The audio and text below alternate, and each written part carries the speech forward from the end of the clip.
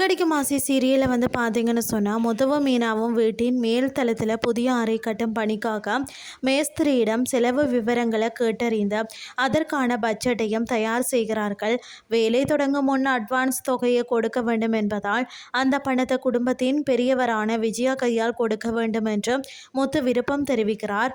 தனது தந்தை இருந்திருந்தால் அவர் கையாலேயே வந்து கொடுத்திருப்பார் என்றும் இப்போது அந்த இடத்துல அம்மா இருக்கிறார் என்றும் உணர்ச்சியுடன் சொல்கிறார். ஆனால் முத்துவின் வேண்டுகோளை விஜயா நேரடியாக நிராகரிக்கிறார். நீ கட்டும் அறைக்காக நான் ஏன் பணம் கொடுக்க வேணும் அப்படின்னு சொல்லி கூறிட்டு அங்கிருந்து கோபமாக வெளியேறுகிறார். இதனால் முத்துவும் மீனாவும் மிகுந்த வருத்தம் அடைகிறார்கள். அப்போது களமிறங்கக்கூடிய ஸ்ருதி ஒரு புத்திசாலித்தனமான திட்டத்தை வகுக்கிறார். விஜயா பணம் கொடுத்தால் அதை வீடியோ எடுத்து சமூக வலைதளங்களில் வெளியிட்டு அவருக்கு நல்ல பெயர் கிடைக்கட்டும் என்று கூறி ஆசை காட்டுகிறார்.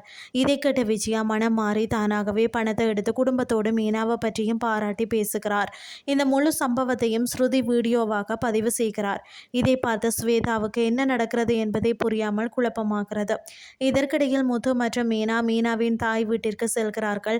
அங்கு குடும்பத்தினர் அனைவரும் பேசிக்கொண்டிருக்கும் சூழல்ல ரேகாவும் இருக்கிறார். அந்த நேரத்தில் சிந்தாமணியும் அவரது கணவரும் தங்கள் திட்டத்தை செயல்படுத்துகிறார்கள். ரேகாவையும் சத்யாவையும் தங்களுடன் அழைத்து செல்ல வேண்டும் என்பதற்காக சிந்தாமணி தனது கணவரின் உடல்நிலை மிகவும் மோசமாக இருப்பதாக கூறி கண்ணீர் மல்க நாடகம் ஆடுகிறார்.